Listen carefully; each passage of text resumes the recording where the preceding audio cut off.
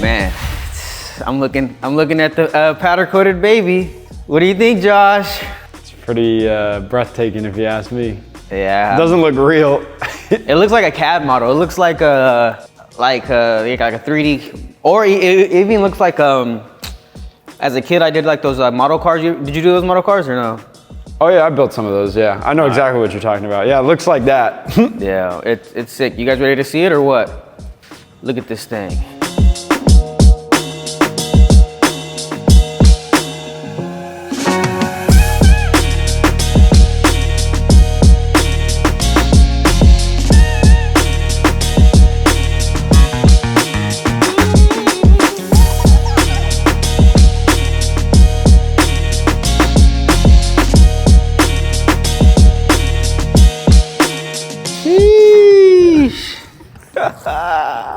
This thing is nuts. Look at that.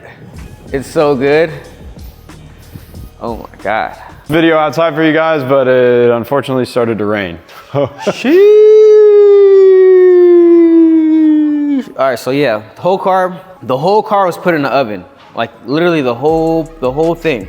Usually that's not what usually people powder coat like small parts and things of that nature, but we wanted to powder coat it just so it's like bulletproof, clean to work on, and it looks good. I mean, it's hard to deny that it doesn't. Yeah, I mean, there are some spots that are like yellow but for the most part, this thing is just A1. I'm very, very satisfied with how it all came out. We still have to wait to get the doors and the fenders back from the powder coating, but they just came and dropped off the chassis itself. It is funny how they were questioning about the damage in the tunnel.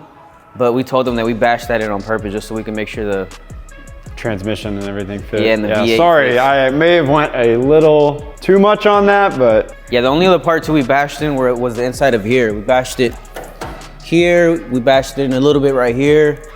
But as you can see, this thing is just crispy.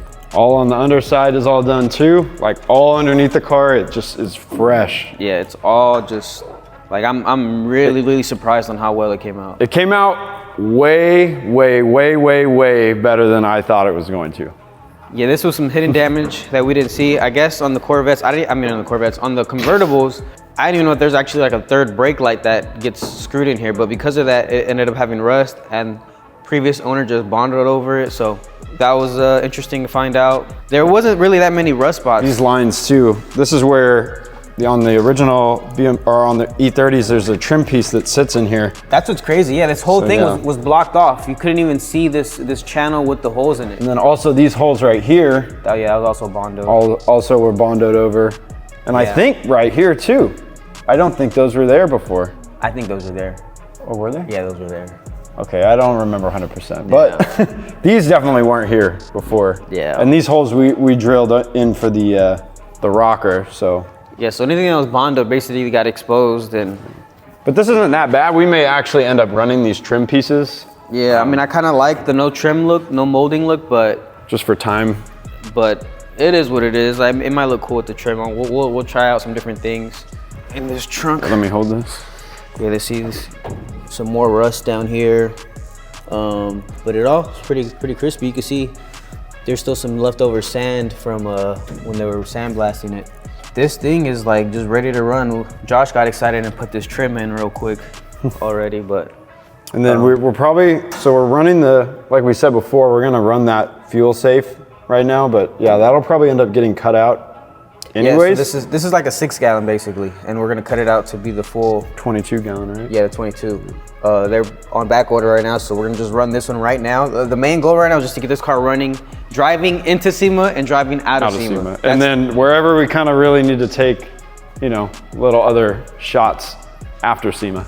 Yeah. But that's it. Like, this is the powder coated chassis, and it looks amazing. I can't wait to start putting this thing together, putting the engine, the trans in, like all the suspension parts, all the garage statistic parts, screwing the body kit on, adding everything to this thing, but they know garage statistic. So yeah, all the garage statistic parts going on. Yeah, it's gonna be cool once we start putting this thing together. I think first things first, we're gonna have to start we're gonna put the subframes on, like put it all together, bolt those up into the car.